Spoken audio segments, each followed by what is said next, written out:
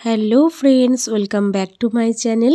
হরে কৃষ্ণ বন্ধুরা, তোমরা সবাই কেমন আছো? আশা করি খুব ভালো আছো, আমিও খুব ভালো আছি। আর আজকের নতুন বছরে আমি গোপাল সোনাকে নিয়ে পৌঁছে গেছি শিটং পাহাড়ের ঢালে। আজ এই মুহূর্তে আমি গোপাল সোনার সাথে সময় কাটাচ্ছি। তো চলো বন্ধুরা, তোমাদের সাথেও শেয়ার করতে চাই যে গোপাল সোনার সাথে নতুন বছর কেমন কাটলো। দেখো, আজকে আমরা বেরিয়েছি 31st। তো এই যে এখন হাওড়াতে বসে আছি। তো আমাদের ভাগ্য খারাপ ছিল, তো ট্রেনটা খুবই লেট করে পৌঁছেছে। পাহাড়িয়া এক্সপ্রেস আমরা ধরেছি। তো এই আমার ছেলে, সবাই আমরা ওয়েট করছি হাওড়া স্টেশনে ট্রেনের জন্য। শেষমেশ অবধি ট্রেন পেয়ে রাত কাটিয়ে আর সকালের ভোরের অপেক্ষায় ছিলাম যে সুন্দর দৃশ্য দেখার জন্য। তো সেইখানেই আমরা আজকে পৌঁছে গেছি। দেখো, তোমরা দেখতেই পাচ্ছ অবশেষে ভোর হয়ে গেছে।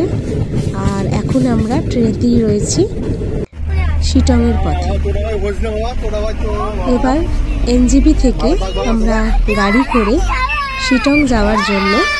শিটং একটা খুব ছোট্ট শহর দার্জিলিংয়ের আগে, তো সেটা তোমাদের সাথে আমি শেয়ার করতে চাই। খুব সুন্দর রাস্তা, পাহাড়ের ঢালে, একদম দুই ধারে একদম পুরো গাছে ভর্তি, আর তার মধ্যিখানে দিয়ে সরু রাস্তা। এটুকু এনজয় করতে করতে আমরা পৌঁছে গেলাম শিটংয়ের পথে।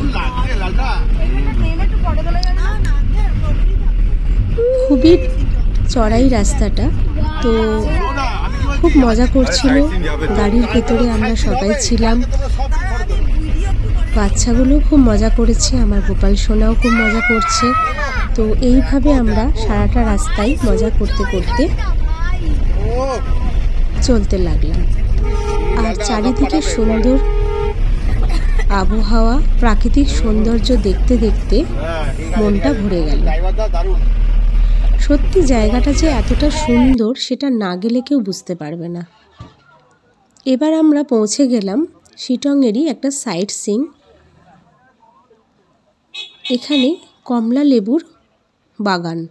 তো এখানে আমি গোপাল সোনাকে নিয়ে অনেকক্ষণ সময় কাটালাম।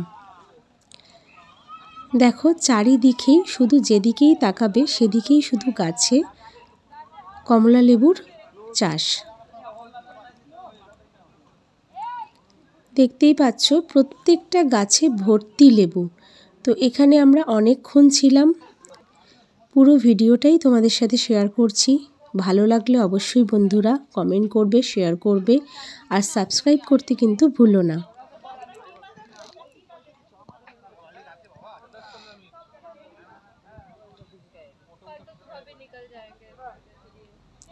পুরো বাগানটা ঘুরে দেখতে প্রায় 30 মিনিট থেকে 40 মিনিট সময় লেগেছে। এবার ওখান থেকে আমরা বেরিয়ে পড়ে গেলাম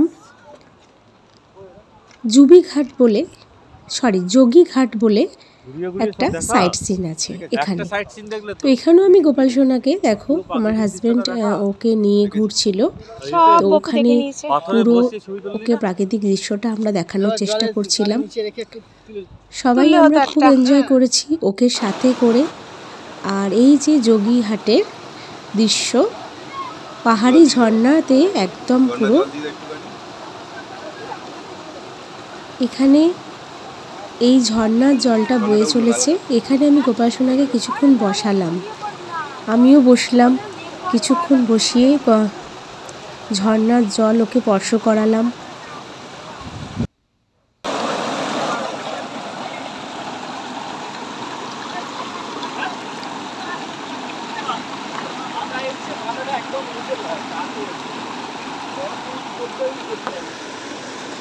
এত সুন্দর মনোরম দৃশ্য দেখতে দেখতে অনেকটা সময় কাটিয়ে ফেললাম।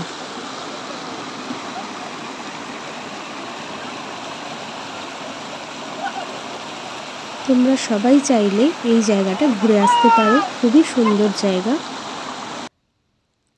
এবার আমরা ওখান থেকে গাড়ি নিয়ে পৌঁছে গেলাম আমাদের হোমস্টের দিকে। এখানে একটা ছোট্ট জায়গা, এখানে কিছু দোকানও রয়েছে। তো আমরা কিছু জিনিস কেনাকাটির জন্য দোকানের কাছে গেলাম।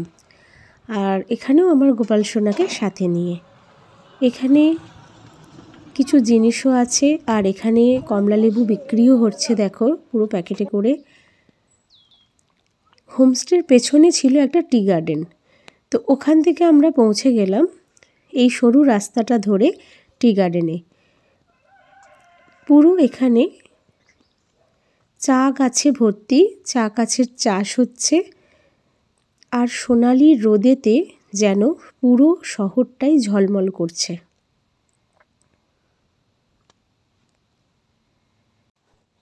আর এই বছর প্রথম হোমস্টে থেকে দেখা কাঞ্চনজঙ্ঘা, একদম সোনালি মুকুট মাথায়, যেন একবারে সোনার পরী।